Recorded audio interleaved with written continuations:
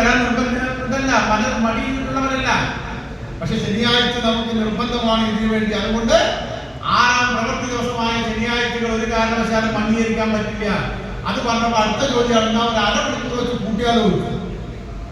അപ്പോൾ നമ്മൾ പറഞ്ഞ അരമണിക്കൂർ വെച്ച് കൂട്ടിയാൽ ഞങ്ങളെക്കാൾ കൂടുതൽ പ്രതിസന്ധിയിലാകുക നിങ്ങളുടെ രാഷ്ട്രീയ നേതാക്കന്മാരാണ്. കാരണം എന്താ, കേരളത്തിലെ വിദ്യാഭ്യാസ മേഖല എന്ന് പറയുന്നത് ഒരു ജാതി സമവാക്യവുമായി ബന്ധപ്പെട്ട് കിടക്കുന്നതാണ്, അല്ലേ?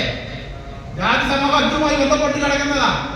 അപ്പൊ അതുകൊണ്ട് അരമണിക്കൂർ നീട്ടി ഇപ്പോഴേ തന്നെ ഹയർ സെക്കൻഡറി 9 മണിക്ക് തുടങ്ങുന്നു, മറ്റുള്ള ക്ലാസ്സുകൾ 10 മണിക്ക് തുടങ്ങുന്നു.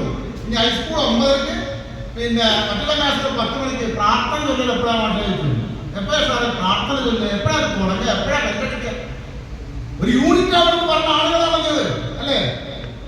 അവരെന്താ പറഞ്ഞത്? ഏകീകരിക്കണം, ഒരു യൂണിറ്റ് ആകണമെന്ന് പറയുന്ന ആളുകളാണ്. ഈ യൂണിറ്റ് ആകണമെന്ന് പറയുന്ന ഈ വിദ്യാലയത്തിലെ ബെല്ലപ്പടിക്കും, പീരീഡ് ബെല്ലപ്പടിക്കും പഠിക്കാൻ പറ്റുമോ? പറ്റില്ല. അപ്പൊ അതുകൊണ്ട് അത്തരം രീതിയിലുള്ള വിവാദങ്ങൾ ഉണ്ടാക്കി ഞാൻ അവസാനം പറഞ്ഞ വാക്കലാണ്. ഞങ്ങൾ അതിന് പോയപ്പോൾ അവസാനം പറഞ്ഞ വാക്കല്ല സാർ, ഒരൊറ്റ അഭ്യർത്ഥനയെ ഞങ്ങൾക്കുള്ളൂ.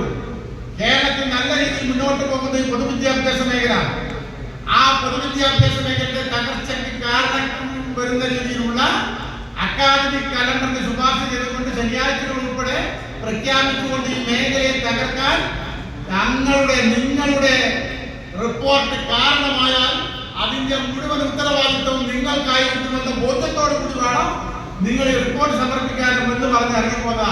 അതുകൊണ്ടാണ് ശനിയാഴ്ച ഒഴിവാക്കിയത്. നമ്മുടെ കർശനമായ പ്രഖ്യാപനം കൊണ്ട് അതിനുശേഷം കുറെ സംഘടനകളൊക്കെ കയറി ഞങ്ങളുണ്ടാക്കി വർത്തിക്കണം. എന്റെ കൂടെ വന്ന സുനിൽ മാഷോടും അതുപോലെ തന്നെ മനോജ് മാഷോടും ബഞ്ഞാറപ്പൻ സാറോടും നമ്മൾ ചോദിച്ചു നോക്കിയിട്ടില്ല. ബാക്കിയുള്ള സംഘടനകളൊക്കെ 5 മിനിറ്റ് 2 മിനിറ്റ് 3 മിനിറ്റ് കഴിയുമ്പോൾ വാങ്ങിയിട്ടാണ് വിട ചെയ്തത്.